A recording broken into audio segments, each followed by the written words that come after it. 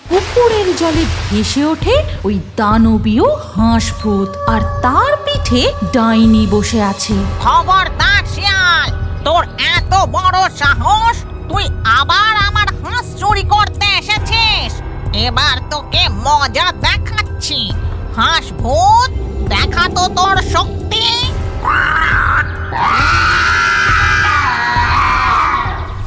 রানীপুর গ্রামের একেবারে শেষ প্রান্তে এক ডাইনি বসবাস করত। চারিদিকে বাঁশবাগানের জঙ্গল, আর মাঝখানে তার একটা ভাঙাচোরা কুঁড়ে ঘর।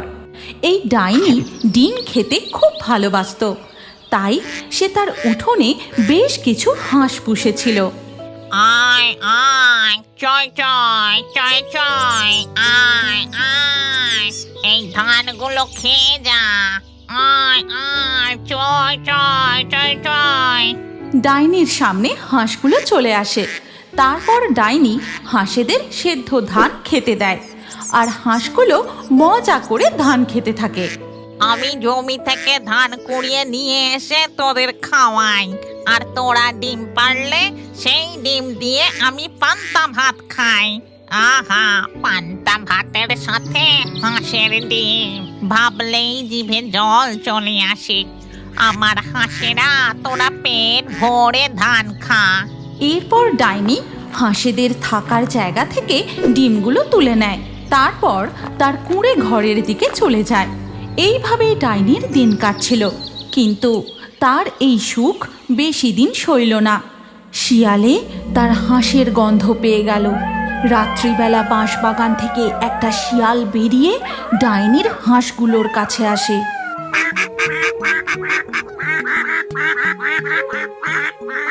অত চেঁচামেচি করে না, চুপ কর তোরা। বাহ, এখানে তো দেখি অনেক হাঁস।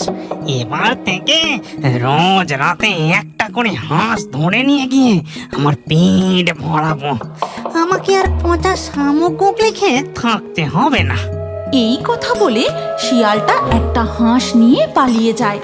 আর এইভাবেই প্রতিদিন রাতে শিয়ালটা বাঁশবাগান থেকে বেরিয়ে ডাইনির হাঁস ধরে নিয়ে যেতে থাকলো। একদিন সকালবেলা ডাইনি হাঁসগুলোর কাছে গিয়ে দেখে, এ কি, আজও একটা হাঁস কম। কেউ নিশ্চয়ই রোজ রাতে এসে আমার হাঁসগুলো ধরে নিয়ে যাচ্ছে। হাঁসগুলো ভয় ডিমও দিচ্ছে না। আমার সকালের ডিম খাওয়া একেবারে লাঠে উঠেছে।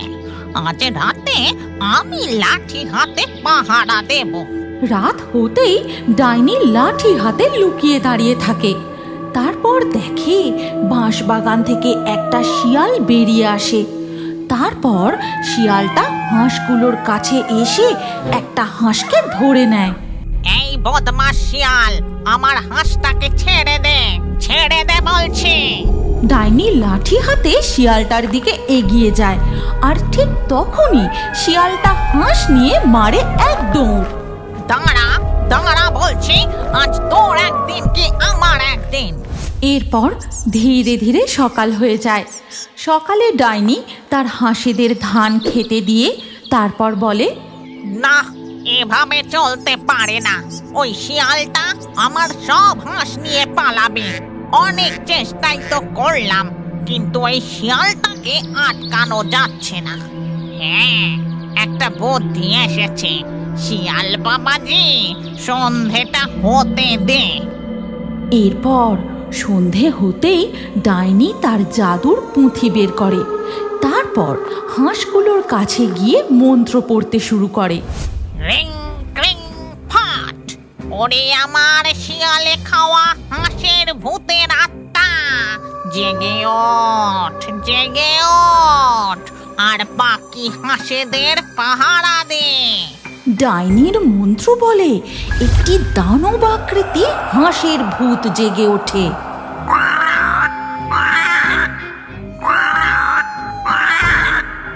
হাঁসের ভূত, তুই আজ থেকে বাকি হাঁসেদের পাহারা দিবি। এরপর হাঁসের ভূত বাকি হাঁসেদের পাহারা দিতে থাকে। ডাইনি তার কুঁড়ে ঘরে চলে যায়। আর রাত গভীর হতেই শিয়াল আবার হাঁস চুরি করতে আসে। আজ একটা মোটা দেখে হাঁস চুরি করবো।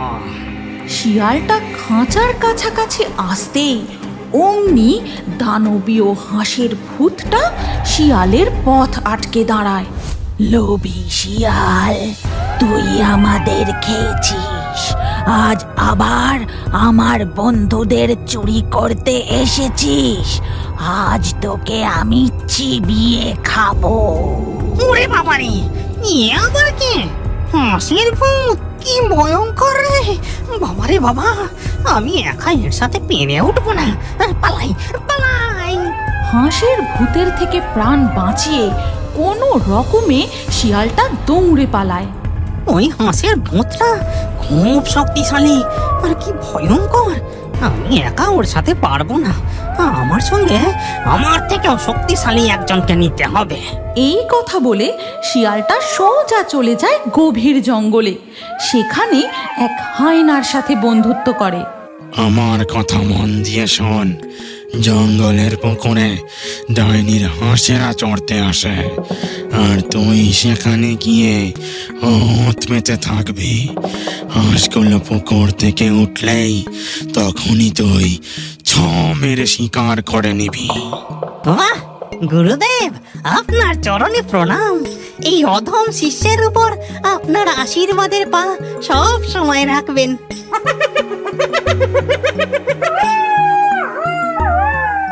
পরের দিন সকালবেলা জঙ্গলের পুকুরে ডাইনির হাঁসেরা মজা করে চড়তে থাকে, আর শিয়াল ওই পুকুরের পাড়ে গিয়ে ওত পেতে বসে থাকে। একবার ডাইনির হাঁসগুলো পুকুর পাড়ে উঠে আসুক, তখনই আমি। এর কিছুক্ষণ পর ডাইনির হাঁসগুলো পুকুর থেকে উঠতেই শিয়ালটা হাঁসগুলোর পথ আটকে দাঁড়ায়। এবার এবার তোদেরকে কে বাঁচাবে? এখানে তো আর ওই হাঁস ভূতটা নেই। এই বলে শিয়ালটা হাঁস ধরতে যাবে, ঠিক সেই সময় পুকুরের জলে ভেসে ওঠে ওই দানবীয় হাঁস ভূত, আর তার পিঠে ডাইনি বসে আছে। খবরদার শিয়াল, তোর এত বড় সাহস! তুই আবার আমার হাঁস চুরি করতে এসেছিস। এবার তোকে মজা দেখাচ্ছি। হাঁস ভূত, দেখা তো তোর শক্তি। তখনই হাঁস ভূতটা হাঁ করতেই তার মুখ দিয়ে ড্রাগনের মতো আগুন বেরোতে থাকে।